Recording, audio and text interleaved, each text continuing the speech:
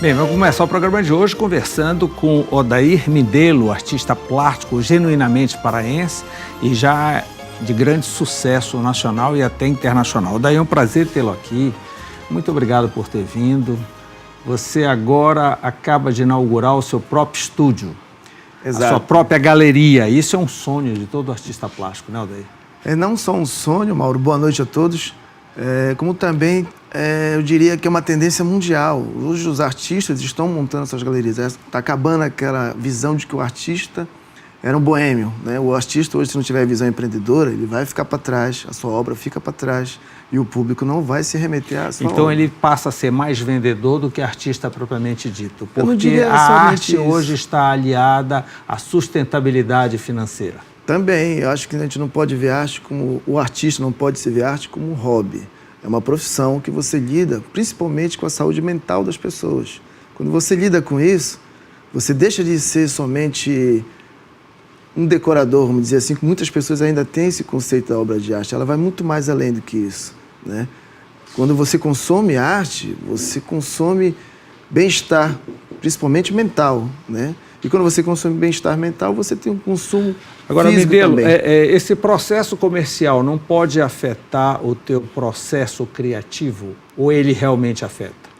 Pelo contrário, eu acho que ele me desafoga de outras coisas, porque ele me deixa mais livre ainda para trabalhar como artista, né? Fazer o que eu quero fazer, não às vezes trabalhar muito, das vezes nós artistas, nós trabalhamos muito com encomenda, tamanho tanto por tanto. Hoje eu, pelo menos, trabalho com uma questão de trabalhar com as formas mais livres, com tamanhos mais variados que eu queira trabalhar. Isso é uma curiosidade. O tamanho da obra, ela vem no decorrer, no processo da execução, ou você já define antes de começar?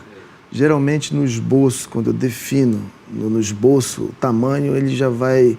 Hoje, como eu tenho uma máquina de impressora, que é para impressão de museográfica, uma impressora museográfica, praticamente eu já defino ainda no esboço o que eu vou fazer posteriormente no tamanho maior, na escala E como maior. é que funciona o processo criativo? Você já colocou um esboço. Você se liga em coleções, em épocas. Como é que funciona? Essa exposição, por exemplo, que está montada na galeria, no estúdio... Fica na Manuel Evaristo com a Curuçá. 857, quase esquina com a Curuçá. Tá, no Marizal. Okay. Exatamente. Funciona uma galeria, em horário comercial? Funciona em horário comercial, uma galeria multiuso, né? Inclusive até o psicólogo quer fazer, Dr. Kleber Lara, quer fazer, atender os pacientes dele, dentro da galeria, alguns pacientes, para trabalhar com essa questão de cromoterapia também, e essa questão que a arte te atrai, né? Ela te dá outras visões de mundo, né? Apesar que a arte é o retrato do mundo. Sim. Então, como é que funciona o processo criativo? Você está numa fase tal, então você se liga só naquela fase. Exato. Eu comecei a fazer esse trabalho, por exemplo, a Real Sociedade Amazônica continua, porque são questões ligadas ao meu habitat. Porém, eu trabalho agora os contornos dos rios, essa brincadeira daquilo que é disposto para nós dentro da nossa natureza e que às vezes é muito despercebido, né? Essa brincadeira dos contornos dos rios, como eu disse, algumas questões figurativas, que sempre eu trabalhei, a maior tendência do meu trabalho foi a figurativa. Hoje eu trabalho mais a questão abstrata dentro do nosso habitat. Bem, você marcou presença com o figurativo, com a imagem ribeirinha principalmente, sim, que é algo extremamente interessante, muito nosso, muito nativo. Aí você já expôs na Europa, você já andou pelos Estados Unidos e coisa parecida, aí você veio com abstrato. Qual é a influência da obra do Romero Brito, por exemplo, no teu trabalho? O Romero Brito, talvez a gente sempre vai carregar essa tendência, assim como, por exemplo, Picasso trabalhou o pontilhismo de Seurat, assim como Monet trabalhou um pouco do impressionismo do Cézanne. Então, algum outro artista sempre vai buscar uma tendência, isso é normal. É normal. A gente sofre influência por aquilo que a gente admira, lógico. Eu admiro muito o trabalho do Romero. Ele tinha obras minhas lá na galeria dele, tanto em Nova York como em São Paulo, né? A Roberta, que tem o direito de usar a obra dele também como material de exposição. A influência dele, eu diria que sempre foi admiração, não só como artista, mas também como espírito empreendedor que ele tem. E que ele demonstra isso durante toda a sua carreira. Eu admiro todo e qualquer artista que tenha essa tendência empreendedora. como eu disse, a arte não tem que ser vista somente como um material de decoração. Ela vai muito mais além do que isso. Ela agrega muito mais valor a diversas questões comerciais. E é aí que eu acho que a gente, durante esse período, a gente tem que começar a tomar essas decisões como artistas. Deixar de ser visto como boêmio. E os seus primeiros trabalhos sempre foram com muita cor?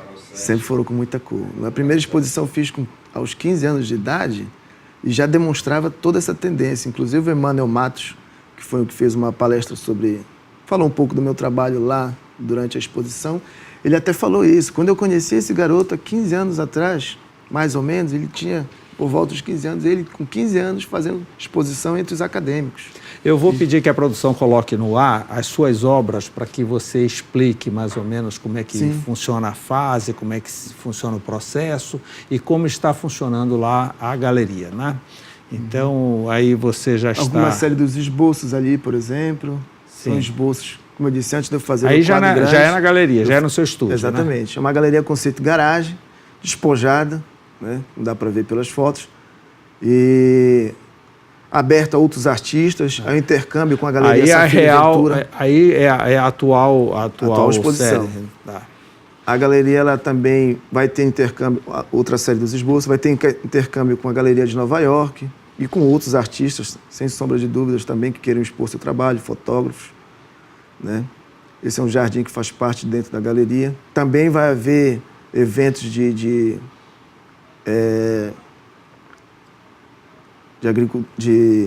agricultura familiar, essas coisas, vão haver lá. Um engenheiro agrônomo da Natura quer fazer uns trabalhos lá, sobre palestras sobre isso. Então, muito bonito. Eu estou vendo aí essa série de cabeças de animais em corpos humanos. Isso foi uma fase também, né?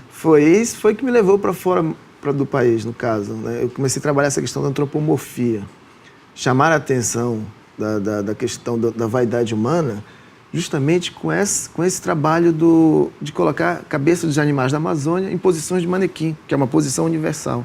Foi aí que a galerista de Nova York me chamou para fazer esse trabalho, que hoje eu já tenho mais ou menos uns 3 anos com eles. É um trabalho de médio a longo prazo, para vamos ver lá adiante o que vai dar. Medelo, você com essa noção mercantil da arte, que é importante porque é uma questão de sustentabilidade financeira, você com esse traço que é de sucesso, o que é que ainda lhe prende em Belém? São incentivos fiscais? Você tem apoio de leis oficiais? Como é que funciona isso?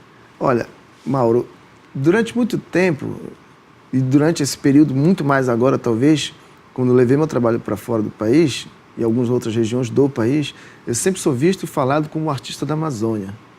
Então, o que me prende talvez em Belém não é só a questão de eu gostar daqui, né? Mas o que eu abstraio daqui para poder levar para fora, né? É muito fácil a gente... E para você colocar na arte a Amazônia, você precisa viver na Amazônia. Eu acho que mais do que... Tem uma relação direta, você tem que sentir a umidade da chuva. Exatamente. Para que você possa retratar a chuva. Como eu falo, eu tenho que ver as nuvens verdes das nossas árvores, né? Quando você olha de cima, você vê aquelas nuvens verdes. Então, é essa questão que me prende aqui, que eu gosto daqui. Posso até passar, de repente, um grande período lá fora, trabalhando, fazendo outras exposições, mas hoje Belém, o Estado, a Amazônia em si, ela me dá esse suporte, né? E para as obras, não é preciso o artista estar onde as obras estão. As obras estão lá, na galeria em Nova York e em outros locais. Né? Exato. As obras que circulam. Exatamente. O artista está bem seguro. Eu até brinco sempre que às vezes não é necessário a gente conhecer tanto o artista, mas assim a sua obra, que é o mais importante. Sim. E em nível de incentivo que eu lhe perguntei, que estágio nós estamos na cidade e no Estado? Incentivo à arte. O Estado hoje eu até digo sempre que o Estado hoje é o que melhor tem um mecanismo de incentivo à arte. E espero que com a nova gestão nós também tenhamos isso e muito mais alavancado ainda. A questão municipal, eu acho que hoje, na minha opinião, foi um crime que foi feito com a lei municipal, que deixou de agraciar, né, com 350 artistas no mínimo. No mínimo. Né, para agraciar, se não me engano, 35 agora, se não me falha a memória, dos editais novos. Na minha visão, você convencer o patrocinador, através dessas leis de incentivo, que eram municipais, talvez é um pouco difícil? Mas não era tão difícil para o artista, no caso, gerenciar a sua obra, né? Que foi o que aconteceu.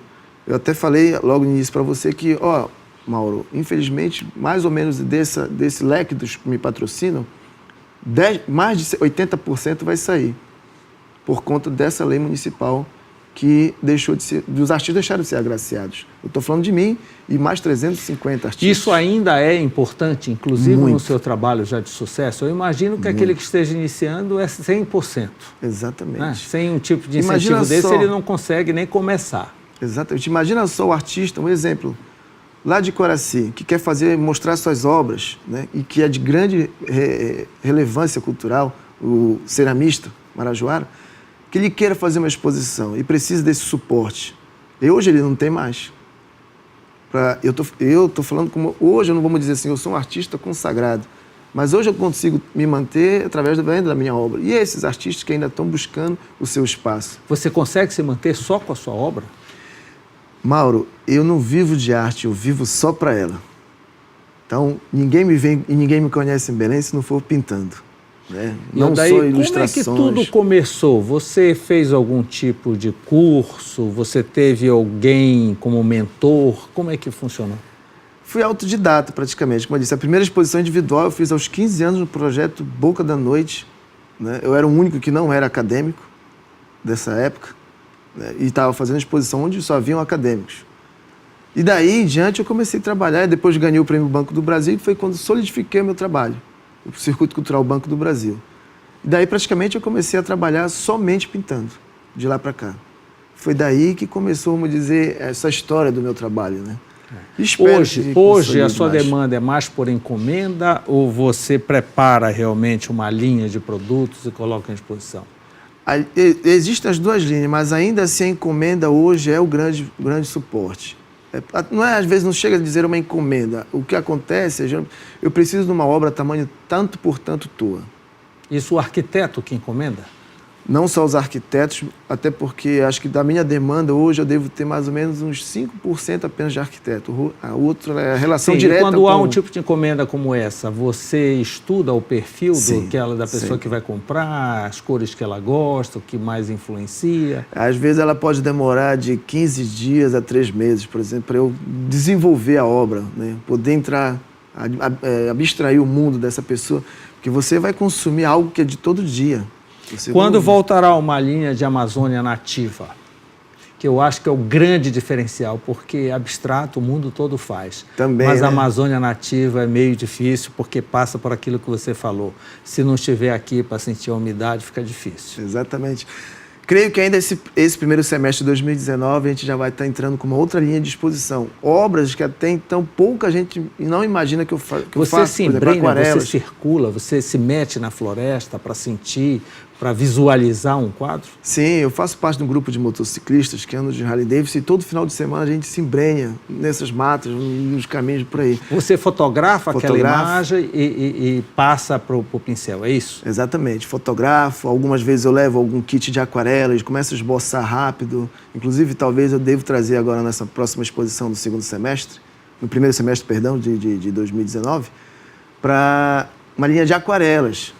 Justamente dos passeios que a gente vai a Mosqueiro, nesses municípios que estão intocados, esses casarios antigos que estão aí intocados no nosso Pará. E isso deve ter a maior demanda, sem sombra de dúvida. Você vai dizer Também. que não, o abstrato ainda é... É um carro-chefe.